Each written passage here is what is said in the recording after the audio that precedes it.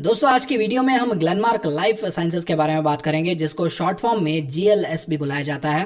और आज की वीडियो में हम इस कंपनी का बिजनेस एनालिसिस करेंगे और हम ये भी जानने की कोशिश करेंगे कि ये कंपनी इतना ज्यादा वैल्यूएबल क्यों है, कंपनी के स्ट्रेंथ क्या है, कंपनी में रिस्क क्या है, क्या ये कंपनी लॉन्ग टर्म के लिए एक अच्छा इन्वेस्टमेंट अपॉर्चुनिटी हो सकता है या नहीं हो सकता है। और उसके अलावा हम कुछ ऐसे इंपॉर्टेंट चीजों को भी समझने की कोशिश करेंगे जो अगर मैनिफेस्ट होते हैं तो वो इस स्टॉक में एग्जिट ट्रिगर कर सकते हैं। तो चलिए अभी डिस्कशन को आगे बढ़ाते हैं और सबसे पहले ये जान लेते हैं कि कंपनी का बिजनेस क्या है, कंपनी कौन कौन से प्रोडक्ट्स बनाता है और ये प्रोडक्ट्स जो बनाता है उनकी खासियत क्या है। सबसे पहले उसे समझ लेते हैं। तो ये कंपनी एक एक्टिव फार्मास्यूटिकल इंग्रेडिएंट्स बनाने वाली कंपनी है, जिसको एपीआईज भी बुलाया जाता है। और इन एपीआईज को आप एक तरीके का रॉ मटेरियल समझ सकते हैं, जिसको मेडिसिन और ड्रग्स की मैन्युफैक्चरिंग के लिए इस्तेमाल किया जाता है। और ये कंपनी ग्लेनमार्क फार्मास्यूटिकल्स का सब्सिडरी कंपनी है। और ग्लेनमार्क फार्मास्यूटिकल्स ऑलरेडी एक लिस्टेड कंपनी है, जिसका शेयर प्राइस अराउंड 607 रुपीज के आसपास ट्रेड कर रहा है। और 5 साल में कंपनी ने अराउंड 29% का लॉस दिया है इन्वेस्टर्स को। हालांकि कंपनी के फंडामेंटल्स इंटैक्ट ही लग रहे हैं, क्योंकि डिफॉल्ट प्रोबेबिलिटी लो है, क्वालिटी चेक्स और ग्रोथ स्कोर दोनों सैटिस्फैक्टरी परफॉर्मेंस देते हैं। बट एनीवेज चलिए मेन टॉपिक पे वापस आते हैं। तो ग्लेनमार्क ने 2001-2002 में कुरकुंभ महाराष्ट्र में एक मैन्युफैक्चरिंग फैसिलिटी सेटअप किया था, जिसके जरिए उन्होंने एपीआई मैन्युफैक्चरिंग बिजनेस में कदम रखा था। और उसके बाद नेक्स्ट 18 इयर्स तक इन्होंने इस बिजनेस को ग्रो करने की तरफ ज्यादा फोकस किया। और 2019 में कंपनी ने अपना जो एपीआई मैन्युफैक्चरिंग बिजनेस है उसको स्पिन ऑफ कर दिया इनटू अ सेपरेट कंपनी। और कंपनी ने स्पिन ऑफ क्यों किया? क्योंकि कंपनी अपने जो अलग अलग बिजनेस वर्टिकल्स है, जिसमें एपीआई बिजनेस भी एक सेपरेट वर्टिकल था, उनके ऊपर सेपरेटली फोकस करना चाहता था। और इसीलिए इस स्पिन ऑफ के जरिए कंपनी का जो एपीआई बिजनेस है वो एक सेपरेट एंटिटी की तरह ऑपरेट करने लगा और ये एक प्रोफेशनली मैनेज्ड कंपनी बन गया। तो ये था ग्लेनमार्क लाइफ साइंसेज का एक ब्रीफ इंट्रोडक्शन। तो चलिए अभी देखते हैं कि कंपनी किस तरीके के प्रोडक्ट्स प्रोड्यूस करता है और इन प्रोडक्ट्स का डिमांड और वैल्यू मार्केट में कैसा है। तो ये company select high value APIs के लीडिंग मैन्युफैक्चरर है।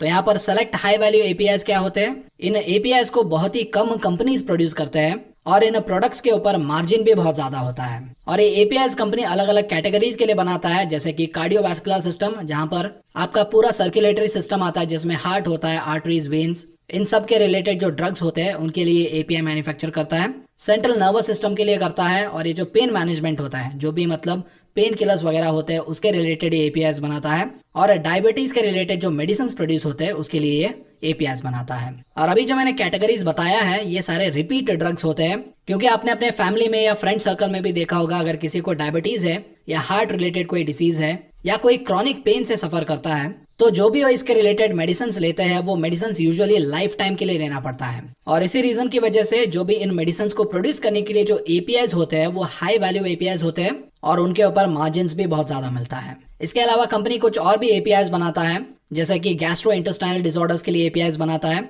जो कि स्टमक और इंटेस्टाइन रिलेटेड मेडिसिन होते हैं। एंटी इन्फेक्टिव्स के लिए एपीआईज बनाता है, जो किसी इन्फेक्शन को ट्रीट करने के लिए या प्रिवेंट करने के लिए इस्तेमाल किया जाता है। उसके अलावा ये थेरेप्यूटिक रिलेटेड एरियाज के लिए भी एपीआईज मैन्युफैक्चर करता है, जो डिसीज हीलिंग मेडिसिन में इस्तेमाल किया जाता है। इसके अलावा कंपनी कुछ ऐसे स्पेशलाइज्ड एपीआई में एक स्ट्रॉन्ग मार्केट शेयर होल्ड करता है, जैसे कि टेलमसार्टिन, जो कि एक एंटी हाइपर सेंसिटिव एपीआई है, अटोवकॉन, जो कि एक एंटी पैरासाइटिक एपीआई है, पेरेंड्रोप्रिल, जो कि एक और एंटी हाइपर सेंसिटिव एपीआई है, टीनलिग्लिप्टन, जो कि डायबिटीज के मेडिसिन प्रोड्यूस करने की एपीआई है, जोनासामाइड, जो कि central nervous system related drugs की एपीआई है, एंड फाइनली एडाप्लिन, जो कि डर्मेटोलॉजी यानी स्किन रिलेटेड जो मेडिसिन बनाते हैं उसका एपीआई है। और अभी तक जो मैंने केमिकल कंपोनेंट्स बताया है, इनका इस्तेमाल भी बहुत ज्यादा होता है और इनका जो मार्केट है वो बहुत ही ज्यादा स्ट्रांग है। तो इन केमिकल कंपोनेंट्स का जो मार्केट है उसमें ये कंपनी एक बहुत ही स्ट्रांग मार्केट शेयर होल्ड करता है, जो कि एक बहुत ही स्ट्रांग पॉइंट है ग्लेनमार्क लाइफ साइंसेज के लिए। और इसके अलावा ये company contract development and manufacturing operation services भी देता है,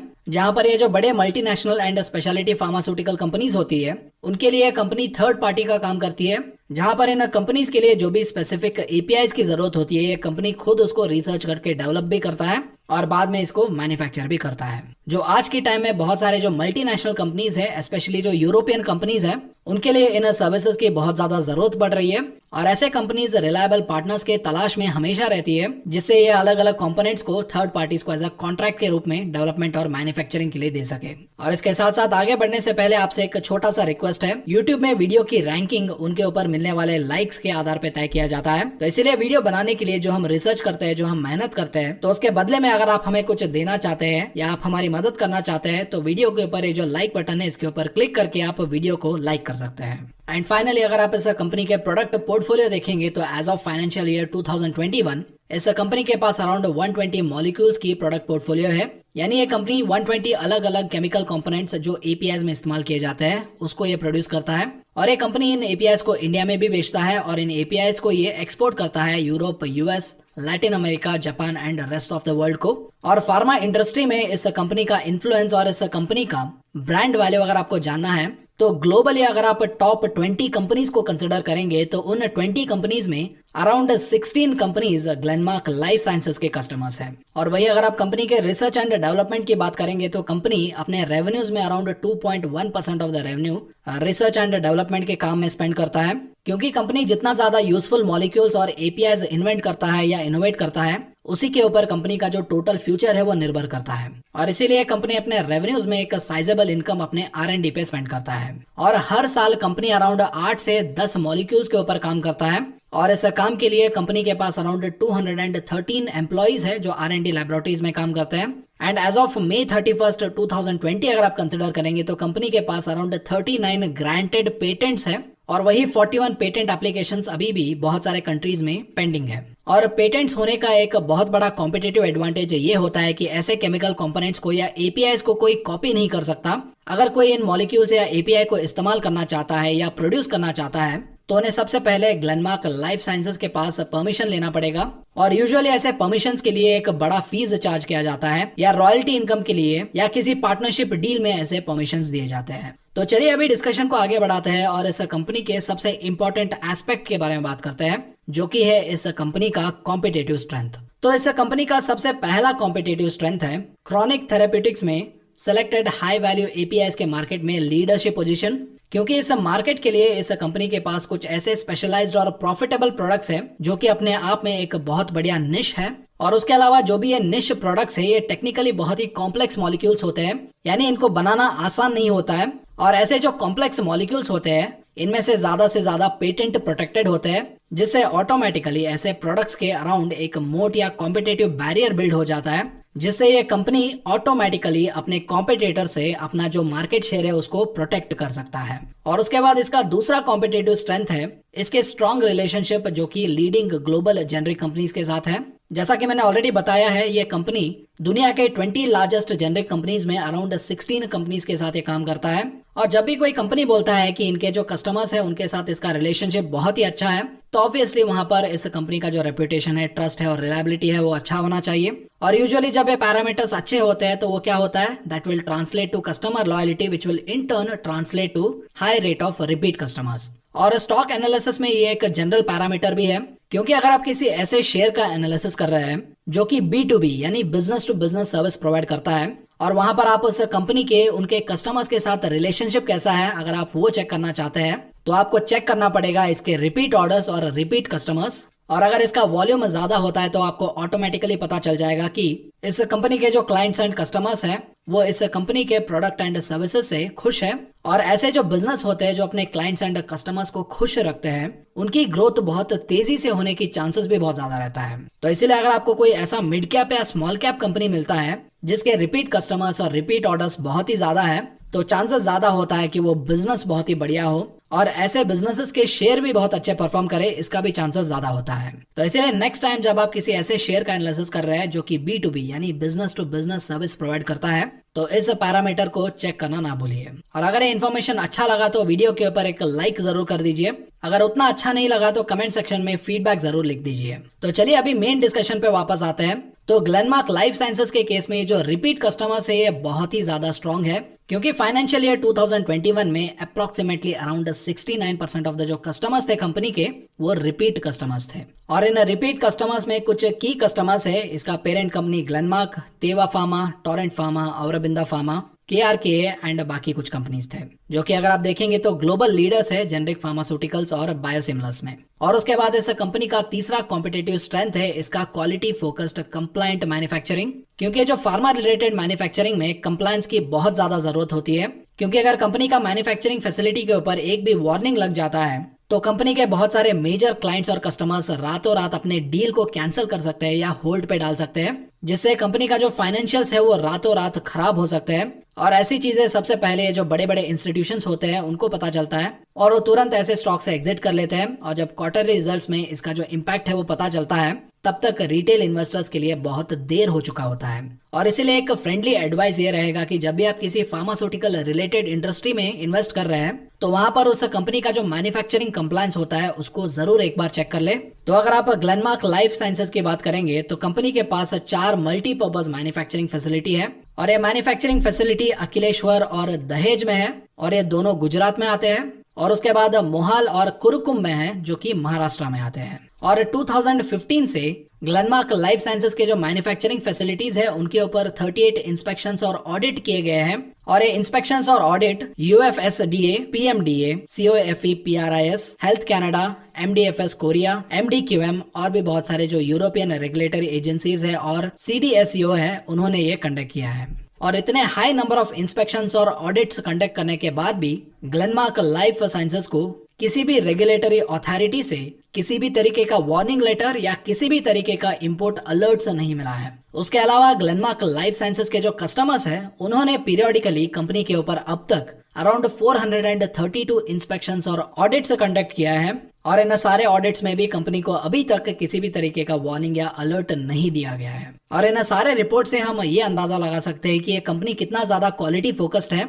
और मैन्युफैक्चरिंग कंप्लायंट है, जो फार्मा रिलेटेड कंपनीज में इन्वेस्ट करने वाले इन्वेस्टर्स के लिए बहुत ही ज्यादा इंपॉर्टेंट और सबसे ज्यादा मैटर करने वाला पैरामीटर होता है। क्योंकि कंपनी के पास ज्यादा से ज्यादा क्लाइंट्स और कस्टमर्स बनाने का कैपेसिटी भी होना चाहिए और उसके साथ साथ अपने कंप्लायंस और क्वालिटी मैनेजमेंट से इन क्लाइंट्स को मेंटेन करने की क्षमता भी होनी चाहिए। तो ये थे ग्लेनमार्क लाइफ साइंसेज के कॉम्पिटिटिव एडवांटेजेस जिसके जरिए ये कंपनी मार्केट में स्टैंड आउट करता है। तो चलिए अभी डिस्कशन को आगे बढ़ाते हैं और बात करते हैं कंपनी में जो की रिस्क और कंसर्न्स है उनके बारे में, जिन्हें as a long term investors हमें ध्यान में रखना है। तो कंपनी में सबसे पहला रिस्क और कंसर्न है इसका कस्टमर कॉन्सेंट्रेशन, क्योंकि कंपनी का जो 50% ऑफ द रेवेन्यू है वो मात्र 5 कस्टमर से आते हैं। और इन कस्टमर्स में इस कंपनी का सबसे बड़ा कस्टमर खुद इसका पेरेंट कंपनी है जो कि है ग्लेनमार्क फार्मास्यूटिकल्स। और यूजुअली ऐसे कस्टमर कॉन्सेंट्रेशन होने का डिसएडवांटेज क्या होता है, अगर मान लीजिए कोई बड़ा कस्टमर ग्लेनमार्क लाइफ साइंसेज से API खरीदना बंद कर देता है तो ग्लेनमार्क लाइफ साइंसेज के रेवेन्यूज के ऊपर और इसके फाइनेंशियल्स के ऊपर एक बहुत बड़ा इंपैक्ट पड़ सकता है।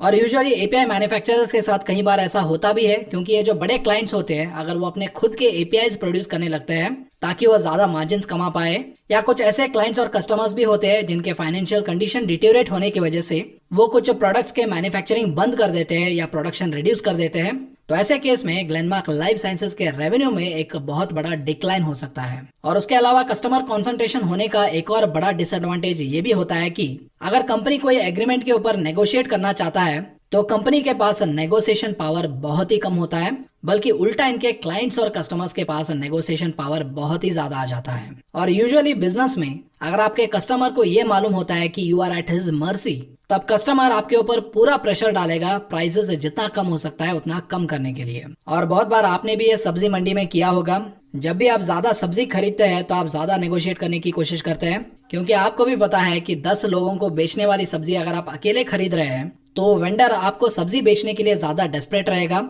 और वेंडर का डेस्परेशन जितना ज्यादा होता है आपको उतना ही ज्यादा नेगोशिएशन लेवरेज मिल जाता है। तो उसी तरीके का हालत ये जो हाई कस्टमर कॉन्सेंट्रेशन वाली कंपनीज होती है उनके साथ भी होता है। और उसके बाद इस कंपनी में दूसरा रिस्क एंड कंसर्न है इसका प्रोडक्ट कॉन्सेंट्रेशन।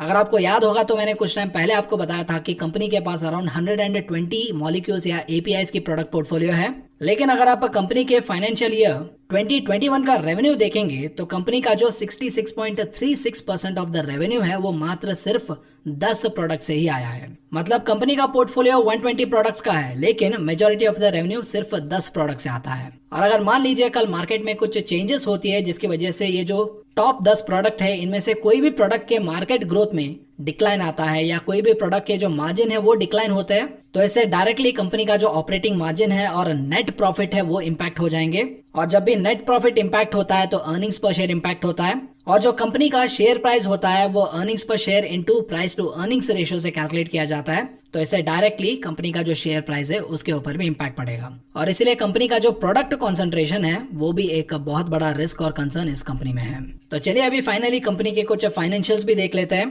तो सबसे पहले अगर आप कंपनी का रेवेन्यू देखेंगे तो रेवेन्यू बहुत बढ़िया तरीके से ग्रो हो रहा है, क्योंकि फाइनेंशियल ईयर 2019 में कंपनी का रेवेन्यू अराउंड 1405 करोड़ था, जो कि फाइनेंशियल ईयर 2021 में अराउंड 1886 के आसपास हो गया है। और उसी तरीके से अगर आप कंपनी का प्रॉफिट आफ्टर टैक्स देखेंगे तो वो भी 2019 में अराउंड 292 करोड़ था, जो कि 2021 में अराउंड 351 करोड़ है। और वही अगर आप कंपनी का earnings before interest tax depreciation and amortisation margins अगर आप देखेंगे तो वो बहुत ही बढ़िया है। 2019 में वो 30.5% थे, 2020 में भी वो 30.5% थे, और वही 2021 में वो इंक्रीज होकर अराउंड 31.3% अभी पहुंच गया है। और इस कंपनी का बैलेंस शीट भी बहुत स्ट्रांग है। और इस कंपनी का सबसे बढ़िया बात यह है कि कंपनी का जो लॉन्ग टर्म बोरोइंग है वो 2019, 2020 और 2021 तीनों साल जीरो है। और वही कंपनी का शॉर्ट टर्म बोरोइंग्स भी अगर आप देखेंगे तो 2019, 2020 और 2021 में वो भी जीरो है, यानी ये कंपनी डेट फ्री कंपनी है। और यूजुअली कंपनी डेट फ्री होने का एडवांटेज क्या होता है, अगर कोई ग्रोथ अपॉर्चुनिटी आता है तो ये कंपनी बहुत तेजी से ग्रो कर सकते हैं, क्योंकि इनके पास मैक्सिमम कैपिटल और फंड एक्सेस होता है। और उसके साथ साथ कंपनी का जो नेट प्रॉफिट मार्जिन है वो ऑटोमेटिकली हाई होता है, क्योंकि कंपनी को किसी भी तरीके का इंटरेस्ट बर्डन बेयर नहीं करना पड़ता है। तो फाइनली अगर आप कंक्लूजन की बात करें तो जिस तरीके का रेवेन्यूज ये कमा रहा है, जिस तरीके के क्लाइंट्स को ये सर्व करता है, जिस तरीके के निश प्रोडक्ट से बनाता है, उसके हिसाब से तो कंपनी एक अच्छा लॉन्ग टर्म इन्वेस्टमेंट बन सकता है। लेकिन यूजुअली ये जो कस्टमर कॉन्सेंट्रेशन वाली कंपनी होती है, जहां पर बहुत ही कम कस्टमर से सबसे ज्यादा रेवेन्यू आता है, ऐसे कंपनीज पर्सनली मुझे एज ए इन्वेस्टर थोड़ा बॉदर करते हैं। और कुछ टाइम पहले हमने जब डिक्सॉन टेक्नोलॉजीज के ऊपर डिस्कशन किया था तो उस टाइम भी मैंने एक कंसर्न जताया था, और इस ओपिनियन के ऊपर बहुत लोगों ने कमेंट सेक्शन में डिसएग्री भी किया था। हालांकि डिसएग्रीमेंट किसी भी एक हेल्दी डिस्कशन का एक अहम हिस्सा होता है, और इसीलिए मैं आपको हर टाइम एंकरेज करता रहता हूं कि आप अपने एग्रीमेंट्स और डिसएग्रीमेंट्स दोनों कमेंट सेक्शन में लिखें, जिससे मुझे भी बहुत सारे पहलू और एस्पेक्ट सीखने का मौका मिलता है। लेकिन मेरा फ्रेंडली एडवाइस यही रहेगा कि अगर आप किसी हाई कस्टमर कॉन्सेंट्रेशन वाली कंपनी में इन्वेस्ट करते हैं तो वहां पर ये जो की कस्टमर्स होते हैं उनको जरूर मॉनिटर कीजिए, जैसे कि ये कंपनी फाइनेंशियली कैसे परफॉर्म कर रहे हैं, ये कौन से नए प्रोडक्ट्स को ला रहे हैं, कौन से प्रोडक्ट्स को डिसकंटिन्यू कर रहे हैं, या ये कंपनीज फ्यूचर में अपने एपीआईज खुद बनाने का प्लान कर रहे हैं। तो ऐसे चीजों को थोड़ा क्लोजली मॉनिटर कीजिए। और अगर आपको कहीं पर भी ये हिंट मिलता है कि इन कंपनीज में कुछ ऐसे डेवलपमेंट्स हो रहे हैं जिसके वजह से इनके जो सप्लायर कंपनीज है जैसे कि ग्लेनमार्क लाइफ साइंसेस, इनसे जो खरीदारी होती थी, अगर उसके ऊपर कुछ इम्पैक्ट पड़ता है तो ऐसे केस में आपको तुरंत अलर्ट हो जाना चाहिए और आपको ये समझने की कोशिश करना चाहिए कि ऐसे जो इम्पैक्ट है वो कितना बड़ा रेवेन्यू लॉस में ट्रांसलेट हो सकता है, उसको आपको समझने की कोशिश करना चाहिए और उसके हिसाब से आपको स्टे करना है या एग्जिट करना है वो डिसाइड करना चाहिए। तो ये था ग्लेनमार्क लाइफ साइंसेस के ऊपर एक कंप्लीट डिस्कशन, जहां पर हमने एक अनबायस तरीके से पॉजिटिव्स और नेगेटिव्स दोनों प्रेजेंट करने की कोशिश की है। तो आई होप आज की वीडियो आपको पसंद आया होगा। तो अगर वीडियो पसंद आए तो लाइक जरूर कर दीजिए।